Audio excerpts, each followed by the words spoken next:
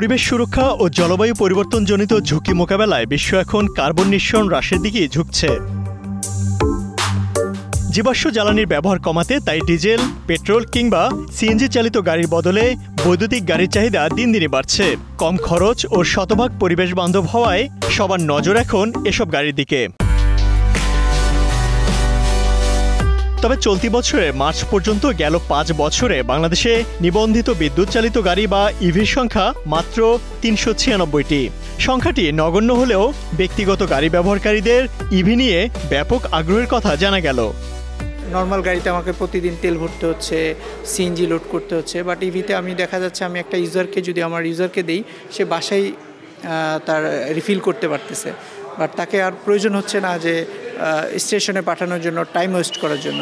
কাস্টমারদের সারা বেশ ভালো পাচ্ছি, যেহেতু নতুন প্রযুক্তি আসতেছে। আবার এখন আমরা তরুণ প্রজন্ম বলেন বা সবাই বলেন নতুন প্রযুক্তির দিকেই ঝুঁকছে। এর লংজিভিটি কী হবে, পারফরমেন্স কী হবে, এটা তো মানুষ এখনও জানে না, অভ্যস্ত না। ইভিকে উৎসাহী করতে শুধু আমদানি নয়, বরং দেশেই এই শিল্প গড়ে তুলতে প্রণয়ন করা হয়েছে উন্নয়ন নীতিমালা। সম্প্রতি এর খসড়া প্রকাশ করেছে শিল্প মন্ত্রণালয়। সেখানে থাকছে বিভিন্ন সুযোগ সুবিধা, যার মধ্যে আছে 2030 সাল পর্যন্ত সরকারি প্রতিষ্ঠানগুলোকে ন্যূনতম 30% ইভি কিনতে হবে। 2040 সাল পর্যন্ত আয়কর অব্যাহতি পাবে গাড়ি ও যন্ত্রাংশ তৈরি প্রতিষ্ঠান।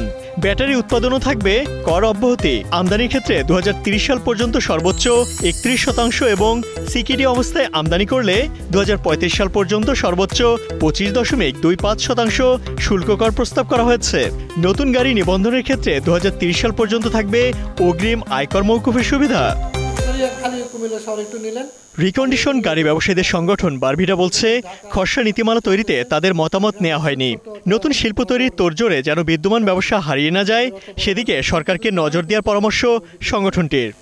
বাংলাদেশে আমরাও মনে করি যে পলিসিটা অনেক চিন্তা করে করা উচিত, কারণ 50 বছর যাবত আমরাই কিন্তু রিকন্ডিশন গাড়ি কিংবা ইউজড গাড়ি দিয়ে একটা বাজার তৈরি করেছি। অ্যাব্রাপ্টলি যদি কিছু করা হয় তাৎক্ষণিকভাবে কিংবা চটজলদি, তাহলে তার মধ্যে বাজারের একটা তারতম্য হবে, বাজারের স্থিতিশীলতা নষ্ট হবে এবং শিফটিংয়ের যে একটা পর্যায়ক্রমিক সহনীয় ধারা, সেটাও কিন্তু অর্জন করা কঠিন হবে। ট্যাক্স পলিসি পরিবর্তনের চিন্তা করা হয়েছে, সেগুলো কিন্তু সহনীয়ভাবে হতে হবে। দূষণ কমানো ও জ্বালানি সাশ্রয়ী হওয়ায় ইলেকট্রিক ভেহিকেল বা ইভি অর্থনীতিতে ইতিবাচক ভূমিকা রাখবে বলে মনে করছেন অর্থনীতিবিদরা। তবে সব পক্ষের মতামত নিয়েই নীতিমালা চূড়ান্ত করার পরামর্শ তাদের। আমরা চাই বা না চাই, আমাদের এখানে রাস্তা প্রস্তুত থাকুক বা না থাকুক, আমাদের এখানে আগামী দিনগুলোতে ইলেকট্রিক ভেহিকেলের ব্যবহার অনেক বেশি বাড়বে, এটা অনেকটাই স্বাভাবিক বা ধরে নেওয়া যায়। এই ধরনের ইলেকট্রিক ভেহিকেলের যত ব্যবহার বাড়বে, তত আমাদের এখানে জীবাশ্ম জ্বালানি যে আমরা যে প্রচুর পরিমাণে প্রতি বছর ডিজেল, অকটেন, পেট্রোল আমদানি করার জন্য ব্যয় হয়, এটা অনেক কমে আসবে। আমরা যেটি দেখতে পাচ্ছি, এটিতে শুধু 4 হুইলার গাড়িকে এখানে সুযোগ রাখা হয়েছে। আমরা মনে করি যে 3 হুইলারগুলোকেও এখানে বিশেষ কাঠামোতে এখানে বিবেচনা করার প্রয়োজন রয়েছে। গাড়ির বাজারে নতুন ইভি সহজলভ্য করতে শুধুমাত্র নীতিগত সহায়তা নয়, বরং ব্যাপক অবকাঠামোগত উন্নয়নের প্রয়োজনীয়তার কথা তুলে ধরেছেন সংশ্লিষ্টরা। Imtiaz Ahmed, star news, Dhaka.